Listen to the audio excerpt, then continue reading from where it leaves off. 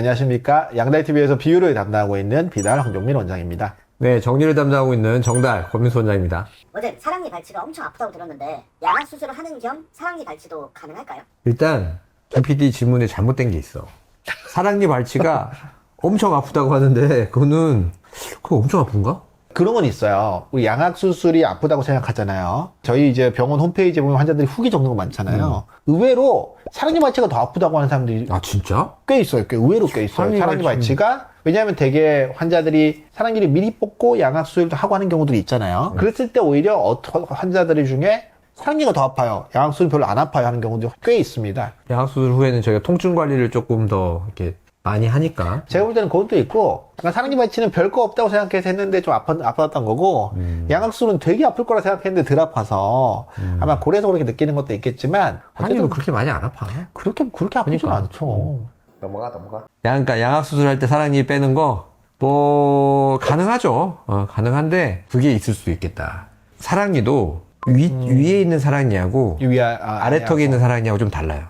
상악 사랑니 같은 경우는 뼈가 단단하지 않거든요. 위턱뼈는.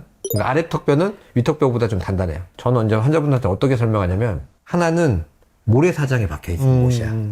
또 하나는 그렇죠. 나무에 박혀있는 못이야. 그러면 그 못을 뺄 때 어떠냐. 상악에 있는 사랑니 같은 경우는 모래에 박혀있는, 흙에 박혀있는 못을 이렇게 빼는 것처럼 쑥 빠지고, 잘 나오고요. 나무에 박혀있는 못은 또 힘이 좀 더 들잖아요. 그런 차이가 있어서 아래 사랑니는 뽑고 나서 좀 불편하시다는 분들이 조금 있을 수 있고, 위에 사랑니는 뭐 빼고 나서 많이 힘들다고 하시는 분은 거의 없는 것 같아요. 근데 이제 그 양악 수술할 때도 위에 사랑니 같은 경우도 두 가지 종류가 있을 수 있어요. 하나는 이렇게 똑바로 나와 있거나 아니면 밖에서 보이는 사랑니인데, 그런 거는 뽑을 때 뭐 정말 쑥 하면 바로 나오잖아요. 한 1, 2초면 나오니까. 사랑니만 뽑을 때. 굉장히 간단하거든요. 그럴 경우에는 수술하기 전에 뽑으라고 제가 말씀을 드리고, 만약에 안 뽑고 오면 그냥 놔두기도 하고 그렇긴 하죠. 꼭 뽑아야 된다 그러면 일반적인 경우는 아니지만 수술하면서 뽑기도 하죠.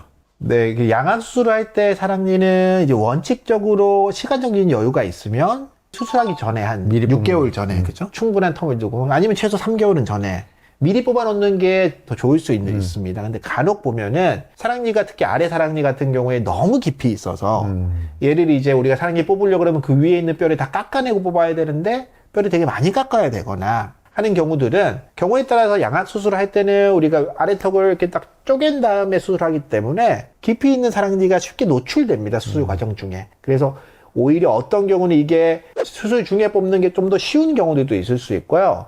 다만 교정과에서 수술 전에 미리 교정을 할 때 이 사랑니가 걸리지 않는다면 수술 중에 뽑는 걸로 미리 상의를 하기도 하고요. 시간적인 여유가 있으면 사랑니를 미리 뽑고 오기도 하는데, 깊지 않은 사랑니라도 예를 들어서 미리 뽑지 못했어요.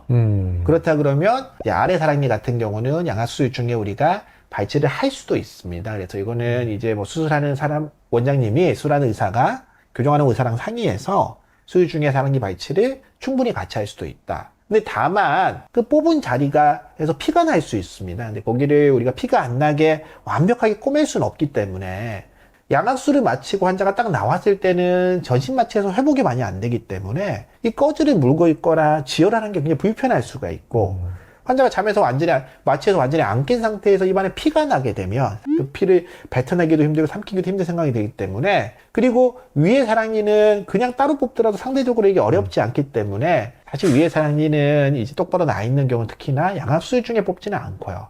다만 위에 사랑니 같은 경우에 굉장히 높게 있는 사랑니 같은 경우는 양악수술 아니고 그냥 뽑는다 그러면 덮고 있는 뼈를 많이 깎아야 되는데, 양악수술은 위턱뼈를 잘라서 우리가 내려놓은 상태에서 위에서 뽑기 때문에 굉장히 높게 있는 사랑니는 오히려 양악수술 중에 뽑는 게 유리할 수 있죠. 그래서 근데 아래 사랑니 같은 경우는 특히 주걱턱 환자에서는 아래턱이 뒤로 들어가기 때문에 이 사랑니를 수술 후에 뽑게 되면 사랑니가 더 뒤로 들어가게 되니까 뽑는 게 약간은 또 어려워질 수 있어서 필요하다 그러면 수술 중에 같이 뽑기도 합니다.